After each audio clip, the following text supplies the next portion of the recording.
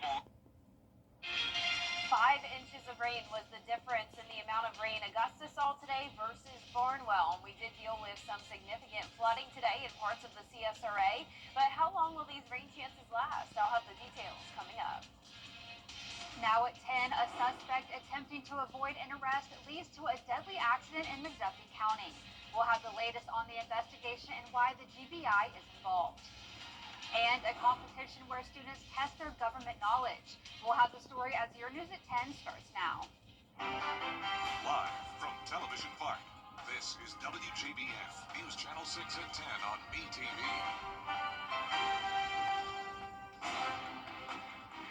Good evening, I'm Hannah McDonald. Thank you for joining us. Coverage you can count on begins in McDuffie County, where a police chase led to 2 crashes and the death of the suspect this morning. It started when police tried to serve a warrant related to a homicide. Several agencies were helping serve that warrant when the suspect took off in a truck. During the chase, a motor carrier compliance division officer's truck overturned. Authorities say he was not injured.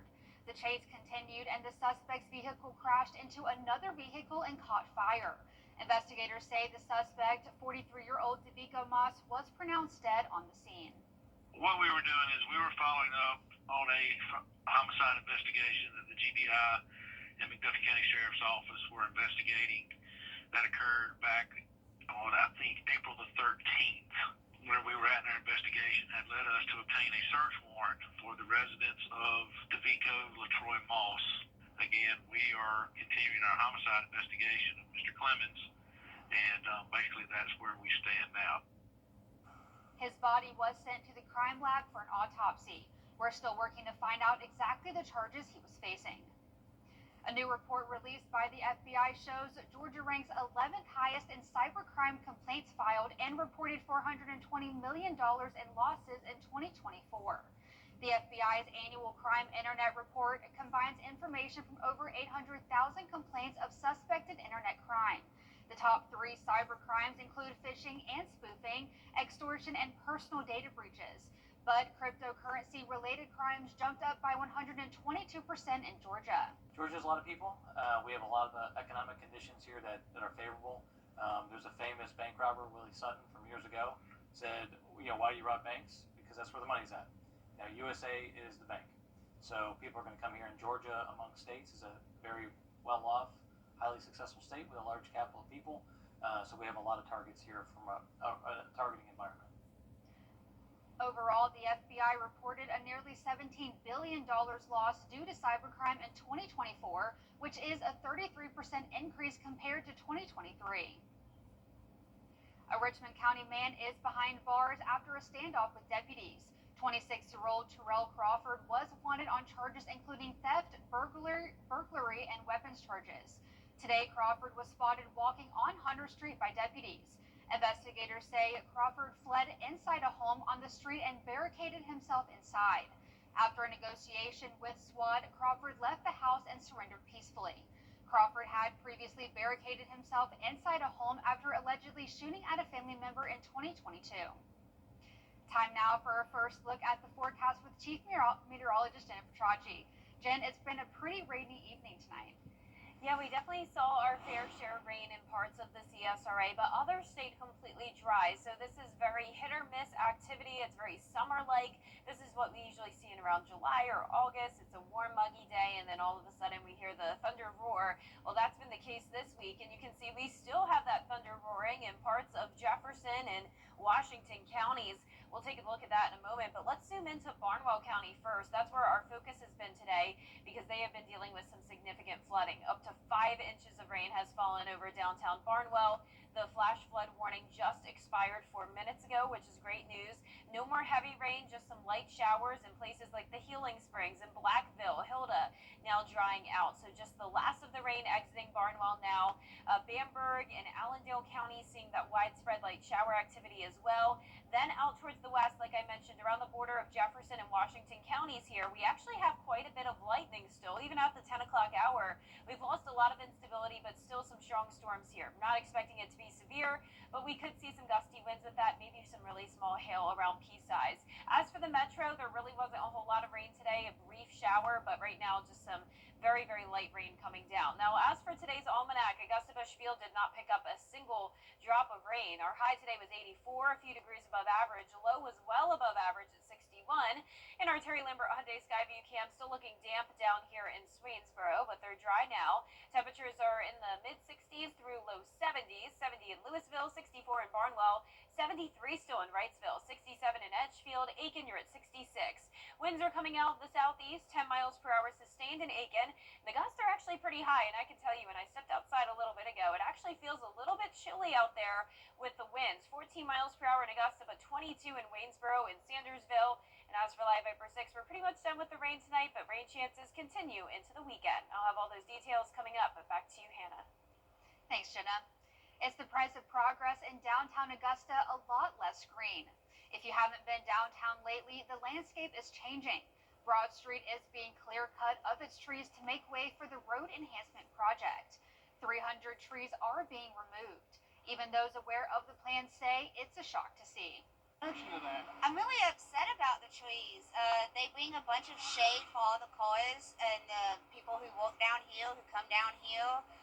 Shade for the people who live down here and all the businesses. It's actually quite depressing. It looks very naked. Hundreds of new trees will be replanted, but it will be 5 to 7 years before they provide the same shade Broad Street has enjoyed. The Columbia County Chamber of Commerce presented the local round of the 2025 Civics Bee. I was able to go to the competition and see what these students have been studying for.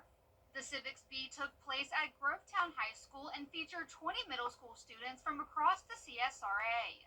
These students were selected after submitting essays about their ideas on how to improve their local community.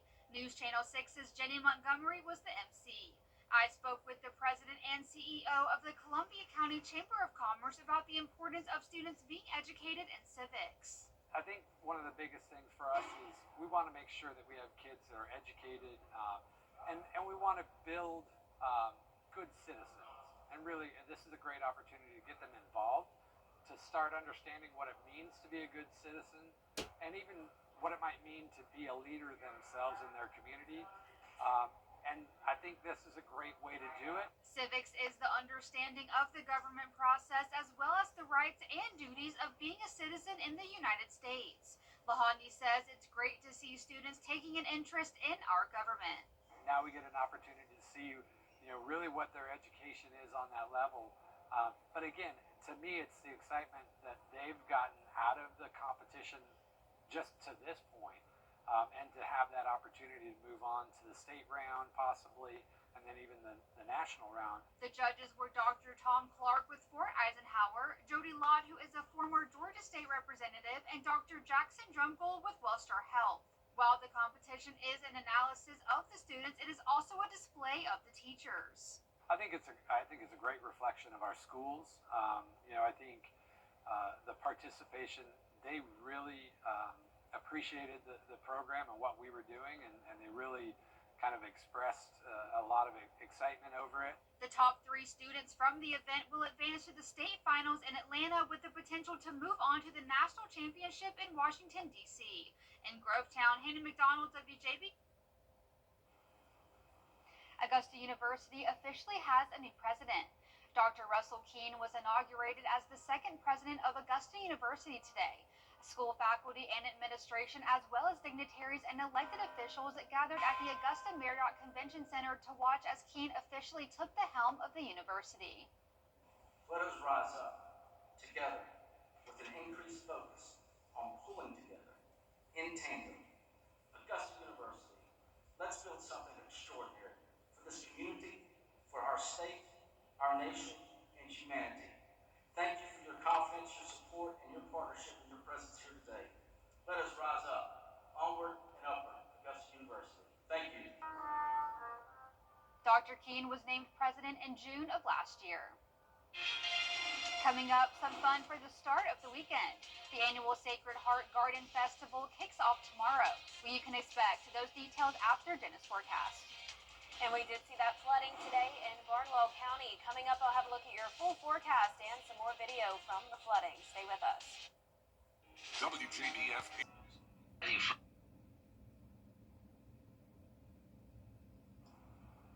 Welcome back. So like I mentioned, we were going to show you that video of the flooded streets in Barnwell. Check this out. I mean, a lot of rain fell over a very short period of time. Unfortunately, some cars actually got stuck. You can see that minivan being pulled there. This is all taken in downtown Barnwell, where they received up to 5 inches of rain over around a 3-hour period. Look at that. I mean, the water was up to his knees pretty much there around Barnwell County. You can see places like Snelling were impacted as well, Hilda, and even into Bamberg County. But that is a lot of rain over a very short period of time. So hopefully everyone is okay there in Barnwell. Most of the CSRA actually stayed dry today, and we did not have any other any severe storms. And we'll have more details coming up in a second here in your forecast. Now, your most accurate forecast with WJBF Live 5/6.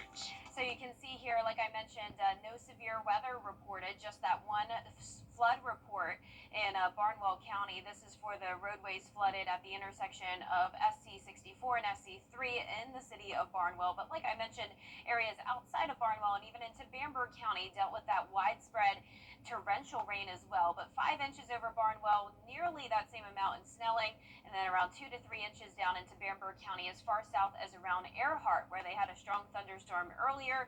Some of these storms could have brought some small hail and gusty winds, and we did have some trees down as well there in Barnwell County, but luckily no widespread damage. We have a couple of strong thunderstorms there in Jefferson County, but just light widespread rain now in Bamberg, Barnwell, and Allendale. Then over towards the west, you can see the thunder and lightning still impacting the border of Jefferson and Washington County, just outside of Louisville. Some very heavy rain. Our Terry Lambert Hyundai Skyview cam is nice and dry here, though, in Aiken. They had a thunderstorm come through earlier, but not too bad.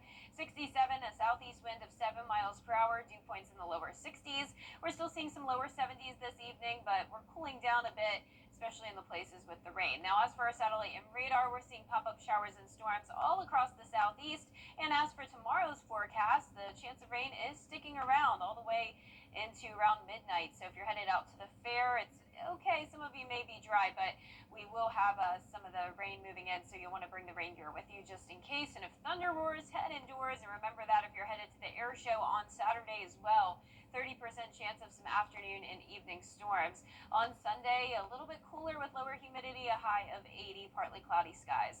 Now our futurecast Friday at 4 p.m. It's dry up to that point, but notice this line coming in. So this will bring us some impacts as we go into the evening hours, especially by around 10 o'clock at night. We'll see some widespread rain, not expecting severe weather, but just like with any setup like this, some of those storms could get strong. And of course, we'll be watching for those flooding concerns as well. Maybe a brief shower Saturday morning, but for the most part, we are dry and cloudy. Then as we go into the afternoon, some of those storms developing, and that clears out by around 10 o'clock on Saturday night. So not as much coverage on Saturday. Those rainfall totals are not going to be too significant. Some places that do receive thunderstorms, though, could pick up a little bit more, maybe up to around 1.5 inches. And those high temperatures are going to be in the 80s every day, and even warming up to close to around 90 degrees on next Thursday. So above average temperatures are sticking around as we go into the start of May. And rain chances are also going to stick around into next week. Now, our lows tonight are going to be in the low 60s. Our highs tomorrow are going to be in the low to middle 80s. And that 10-day forecast is showing the rain chances go away by Sunday, and we'll have a nice dry start to next week. Then we'll see the rain chances pick back up Thursday into Sunday of next week, with the temperatures warming up, but then cooling back down to the middle 70s by next Sunday. Lows staying anywhere from the low 50s through low 60s. Now back to you, Hannah. Well, the 30th annual Sacred Heart Garden Festival in Augusta starts tomorrow.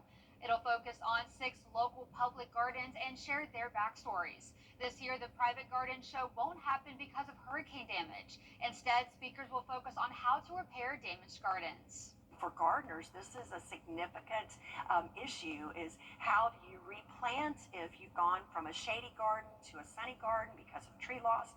That's one of the issues we'll be addressing with one of our speakers. We also have a speaker that will talk about how to prune your trees, your damaged trees and shrubs. And so there's some very educational opportunities involved with this. The festival is Friday and Saturday. For ticket information, head to sacredheartaugusta.org. We'll be right back. Is your back? Cookoff.com. May 9th to 10th, rain or shine. Waynesboro has fun, y'all. Learn to prepare an amazing meal with a hometown On field, we've gathered the best recipes from across the CSRA all in one place. Brandon Dawson and Jarrett Ledger host Your Hometown Kitchen, Fridays at 12:30 on News Channel 6. Now, WJBF sports coverage you can count on. So many sports, so little time. That should be the mantra of high school spring sports season, because we've always got a ton of local sports to talk about this time of year. Let's get into it, starting with some key matchups. A key matchup in lacrosse. The Lakeside boys have already sewed up the region title, and we'll talk more about that in a minute. There's still much to play for as Greenbrier and Evans faced off Thursday night at 7:30 p.m., vying for second place in the region, which meant a second seed in the upcoming GHSA state tournament. Now, last we saw, Greenbrier had a lead. It appears will work to get a final score and other final scores from across the high school landscape for you tonight at 11 p.m. Now, I just told you about the Lakeside Panthers lacrosse squad recently celebrating a region title. With that comes a first-round bye in the state playoffs. But on Friday, Coach Brett Johnson and company will travel to face McIntosh. And if they win that game, it will mean 15 wins for the season, which will set a new program record for single-season wins. And even though the Panthers have their eyes set on a bigger prize, namely a state title, that doesn't mean they're not also thinking about making that school history. Same as every other game, as we've been doing the whole season. It's just one game at a time. The first time I thought about this is after we get past Grovetown. Now it's time for McIntosh. So we'll spend this, we got a good, little break to get some rest on the bodies, and then spend this week watching film, prepping and practice. Should be good. Yeah. And Lakeside's quest for school history begins with that 4 p.m. face-off at McIntosh again on Friday.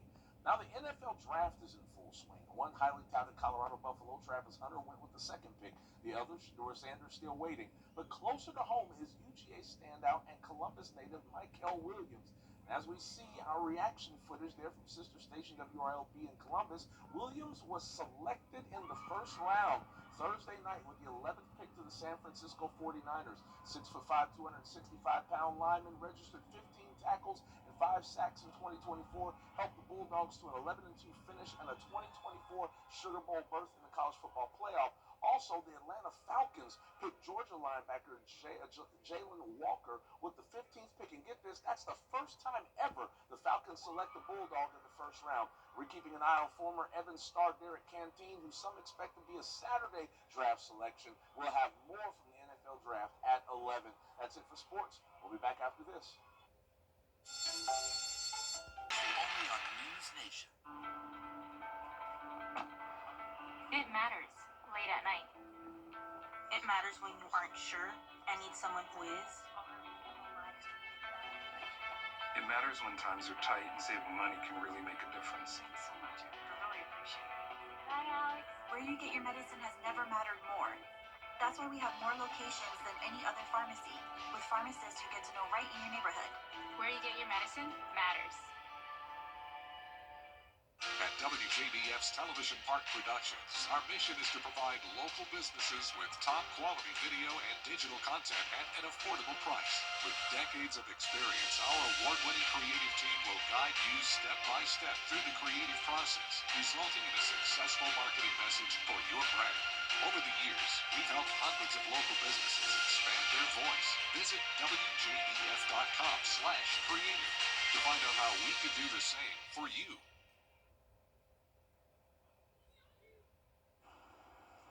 And last but not least, a Connecticut teenager is gaining the attention for her debut fantasy novel. The book is a complex plot and has 28 chapters. Sarah Cody spoke with the young author. I've always loved writing, especially to get out any negative emotions I had. So when Nathra Arabulu had a major falling out with friends, she started expressing herself on paper. And in just a few months, the 13-year-old finished this, a 178-page fantasy novel. The book itself has some Japanese mythology interwoven into it. Called Ku, Vow of the Eternal Light, the book sports an incredible cover. My character's full name is Mitsuki Hime, but I call her Mitsu. And an intricate plot. The necklace plays a vital part as a plot twist in the story. Nathra's pen name is Nat A. As parents, we tend to read a lot of books to them in the hopes that they'll pick up reading. But she went, I think, above and beyond, and she wrote a book. The teen's mom recently helped her set up a booth at a Connecticut book festival in Ansonia. I got a call from my grandmother that morning from India, and she's like, Happy Ugadi, which is New Year's. So she donned traditional dress to honor her culture. Nathra just moved to the United States from India a few years ago and coped with the pressures of moving with writing. Books are where I find solace. Nathra plans to write a trilogy and has already started book 2. She's honored to inspire other kids to stretch their imaginations and become authors. It was so amazing for me to hear that my friends were starting to write their own stories. They would share them with me and ask me for feedback on them, and I think it's so cool. And Ku, Vow of the Eternal Light, will be available soon on Amazon. I'm Sarah Cody. That's so crazy. I'm an avid reader. I cannot imagine writing my own book. Listen, I've been at it for about 8 years. It took her 18 months. She's giving me inspiration, all kinds of it. Ahead of the game. Wow. Yeah. That's crazy. Well, our forecast is showing the slight chance of rain over the next couple of days. Temperatures are staying warm in the low to mid 80s. Then next week we're heating up to 89. Still some rain chances by the end of next week, and then cooling back down to 76 the following Sunday. The news continues at the top of the hour on News Channel 6 at 11. And Hogan's Heroes is next here on UTV. Have a great night.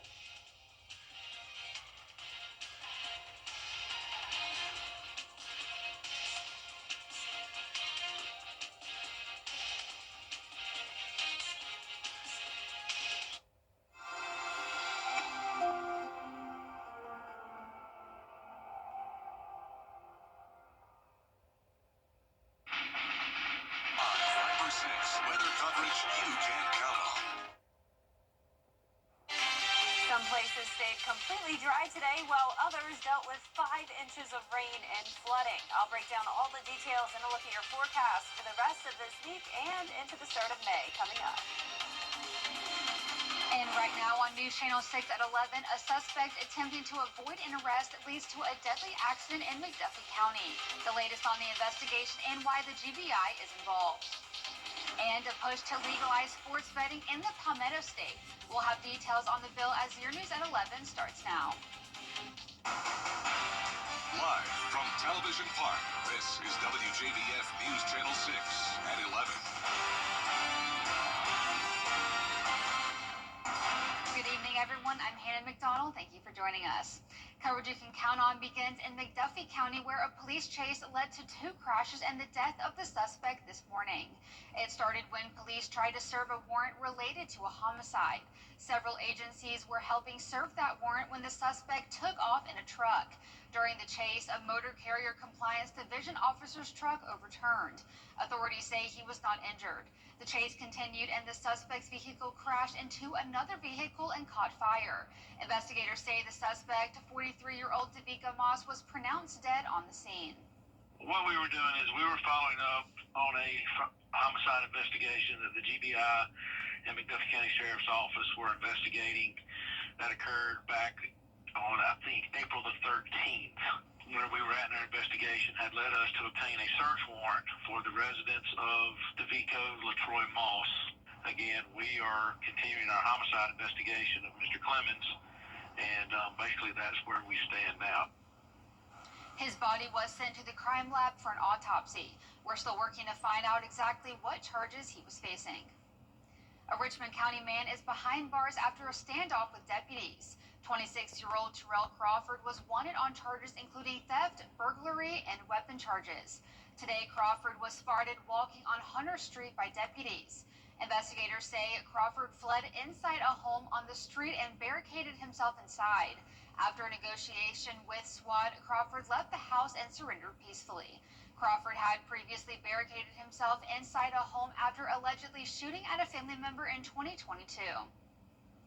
Time now for our first check of the weather. Here's Chief Meteorologist Jenna Petracci. How's it looking tonight, Jenna? Well, not as bad as it was earlier. We're definitely seeing drying conditions, which is great news, especially for the areas that dealt with flooding today. So right right now on Live Viper 6. We're just tracking one shower, and that's down in Burke County. Very light rain also on the northern half of Jenkins County.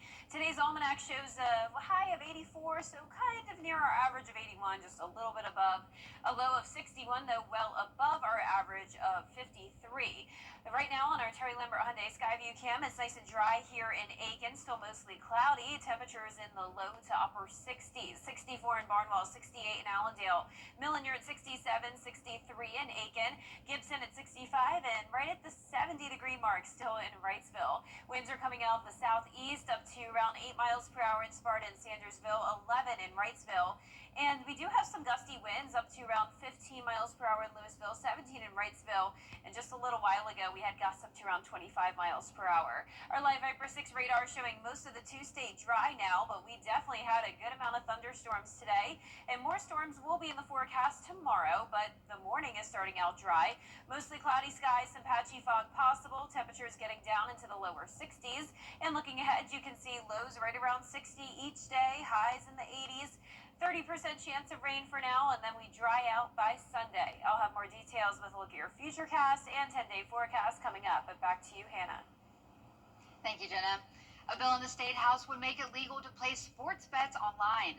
Caroline Yaffa tells us what we need to know about the future of sports betting in the Palmetto State. Online sports gambling became legal over a year ago in North Carolina, and lawmakers say people are driving to the border of the 2 Carolinas just to place their bets. 70% of South Carolinians support legalized sports wagering, believing that adults in the state should be allowed to bet on sports as a form of entertainment. The Bipartisan Sports Wagering Act would allow anyone 18 or older to place sports bets online in South Carolina. Michelle McGregor from the Sports Betting Alliance says people in South Carolina illegally bet all the time, and the state is missing out on tax revenue. Roughly $1 billion is wagered annually on these offshore sports books that have no oversight or consumer protections and certainly do not generate tax revenue for the state. This is a staggering figure. North Carolina legalized sports gambling last year. Their law is a little different because you have to be 21 to place a bet. It's a no-brainer. We shouldn't have to make people drive up to the border, try and get as close to it as they can, or change their VPN so they're appearing to look like they're in another state. People are already doing it. We recognize that. We need to get the tax revenue. Representative John McCravey was not on the committee but raised several concerns about this bill. Certainly, I'm not for it passing, but if it did pass, it would certainly need a lot of work to avoid some of these unintended consequences. But Governor Henry McMaster's stance on the idea has not changed. Gambling is bad for our culture. It's not a part of our heritage, and there are better ways to make money, to give jobs. The bill has regulations including limiting market size and giving operators a maximum of 8 licenses. It would also add a 12.5% tax on sports betting revenue. In Columbia, I'm Caroline Yaffa. Augusta University officially has a new president. Dr. Russell Keene was inaugurated as the 2nd president of Augusta University today. School faculty and administration, as well as dignitaries and elected officials, gathered at the Convention Center to watch as Keene officially took the helm of the university. Let us rise up together with an increased focus on pulling together in tandem. Augusta University, let's build something extraordinary for this community, for our state, our nation, and humanity. Thank you for your confidence, your support, and your partnership and your presence here today. Let us rise up, onward and upward, Augusta University. Thank you. Dr. Keene was named president in June of last year. New tonight, the state Senate paused their debate for the 2nd time in 2 weeks that would pass the K-12 education scholarship bill. The bill would use lottery dollars to pay for 15,000 private school scholarships. But the House amended the bill to use money from the general fund to hire a trustee to overlook the program. Democrats stalled the debate, but Senator Greg Hembry says the Department of Education now have a compromise. I feel compelled as the person that negotiated this agreement to stick to the agreement. I mean, I've given my word that I would defend the agreement. Majority Leader Senate Shane Massey says the debate was paused because there were not enough senators in the chamber. The Columbia County Chamber of Commerce presented the local round of the 2025 National Civics Bee. I was able to go to the competition and see what these students have been studying for. The Civics Bee took place at Grovetown High School and featured 20 middle school students from across the CSRA. These students were selected after submitting essays about their ideas on how to improve their local community. News Channel 6's Jenny Montgomery was the MC. I spoke with the president and CEO of the Columbia County Chamber of Commerce about the importance of students being educated in civics. I think one of the biggest things for us is we want to make sure that we have kids that are educated, and we want to build good citizens. And really, this is a great opportunity to get them involved, to start understanding what it means to be a good citizen, and even what it might mean to be a leader themselves in their community. And I think this is a great way to do it. Civics is the understanding of the government process as well as the rights and duties of being a citizen in the United States. Lahandi says it's great to see students taking an interest in our government. Now we get an opportunity to see, really what their education is on that level. But again, to me, it's the excitement that they've gotten out of the competition just to this point, and to have that opportunity to move on to the state round possibly, and then even the national round. The judges were Dr. Tom Clark with Fort Eisenhower, Jody Lott, who is a former Georgia State representative, and Dr. Jackson Drumgold with Wellstar Health. While the competition is an analysis of the students, it is also a display of the teachers. I think it's a great reflection of our schools. I think the participation, they really appreciated the program and what we were doing, and they really kind of expressed a lot of excitement over it. The top 3 students from the event will advance to the state finals in Atlanta with the potential to move on to the national championship in Washington, D.C. The city of Harlem is getting ready to discuss an annexation plan that could double the size of the city. The proposal involves more than 700 acres of property near Harlem High School along Clary Cut Road. The landowner came to city leaders last year asking what they would accept if he were to annex his property into the city. Now city leaders want to hear from the landowner to learn more about his plans. We told him nothing less than half-acre lots. Now he has come and he's asked to annex into the city, but he has given us no preliminary plans of what he wishes to do with that property. I've already heard from several citizens who aren't for it, and I understand everyone likes Harlem to stay the same, but if we don't grow, we'll die. City Council members will discuss the annexation plan at their next meeting on April 28th. They will take input from the public, but they need to sign up by 2 p.m. Friday. Coming up, some local high school students received special scholarships today. We'll have that story after the forecast. And we did have that flooding rain impact Barnwell County, and we had some strong storms as well. Coming up after this break, I'll have more details on the flooding and your full Viper 6 forecast. Stay with us. Every day, ordinary people in the CSRA do extraordinary things to serve our community. Each month, News Channel 6 recognizes these outstanding volunteers with the Giving Your Best Award. Do you know an everyday hero who goes the extra mile to help others? Nominate them for the Giving Your Best Award by visiting WJBF.com and filling out the entry form. Sponsored by Science Co., Piedmont Augusta, Security Federal Bank, and News Channel 6. Years ago, I lost my... What kind of future do you want? You have something worth fighting for. Failure is not an option. Anyone? Just a second, Bradley. Anyone? On this field, win is a formula. Hold on to your thoughts. I know who did it. I know why. My thing's bigger. Shut up. Settle up, partner. Here goes nothing. What's your game? It's happening after we look forward to our very bright future. Sponsor Saturday mornings with the most trusted team in local sports. Preview all of the weekend action. Recap all of the big plays with Gianna Cefalu and Gabriel Stovall. 6 Sports Saturday, Saturday mornings at 9:30 on News Channel 6. The live Viper 6 Skyview Network, sponsored by Terry Lambert Hyundai. Now, your most most accurate forecast with WJBF Live 5 for 6. Welcome back. Here's a look at that flooding rain over in Barnwell County. Look at that, a car having to be pulled and rescued from the water. This was all throughout downtown Barnwell, and communities like Snelling and Hilda also impacted. Even parts of Bamberg County were under that flash flood warning until 10 o'clock this evening. Check that out, knee-deep water for the fire department. Man, it was not a good scene there in Barnwell County today. Luckily, things have improved, and we are now back to some nice, dry weather, so Live Viper 6 is looking much better. We could have a few more storms tomorrow, though, so we're going to talk about that in just a moment. But you can see here the storm report map showing that we just had that one storm report flooding in Barnwell County. If we could go over to our map now, you can see that.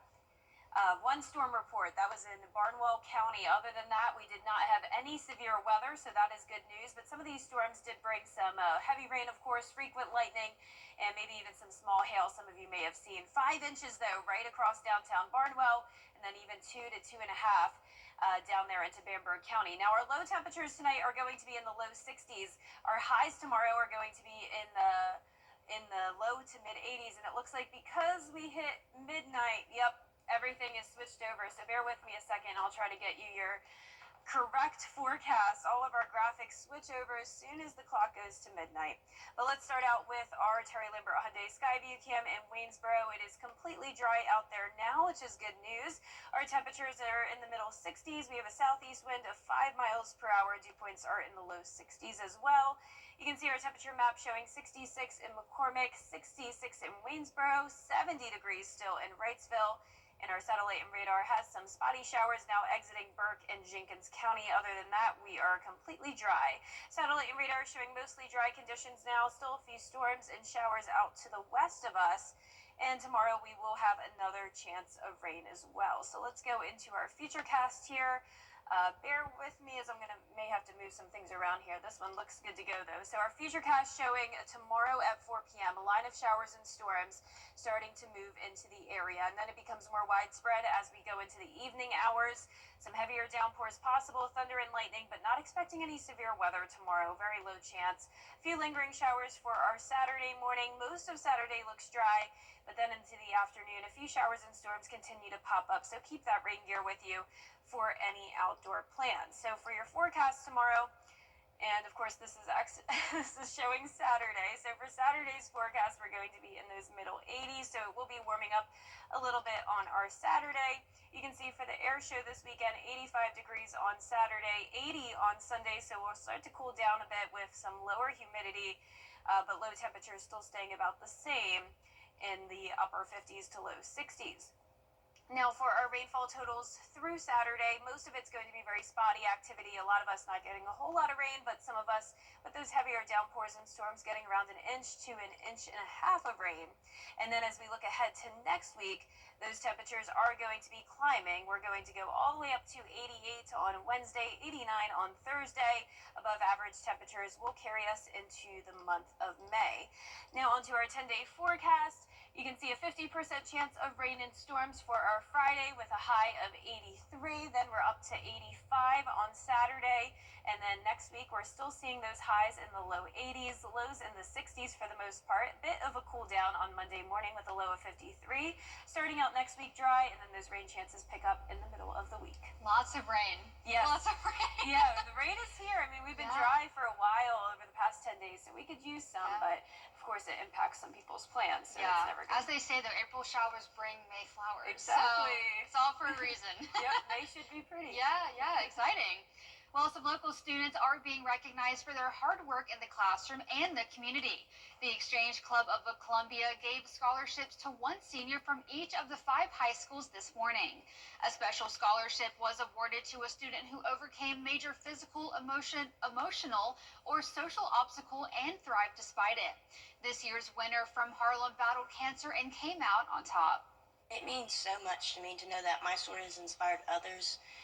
As we heard today with people going and doing the LLS candidacy, I mean, just that, raising money and giving back to a cause for helping, advocating for blood cancers and helping patients with blood cancers, I mean, that's just crazy to me. That's absolutely amazing.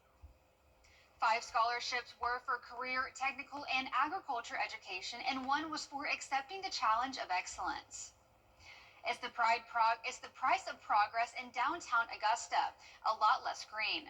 If you haven't been downtown lately, the landscape is changing. Broad Street is being clear cut of its trees to make way for the road enhancement project.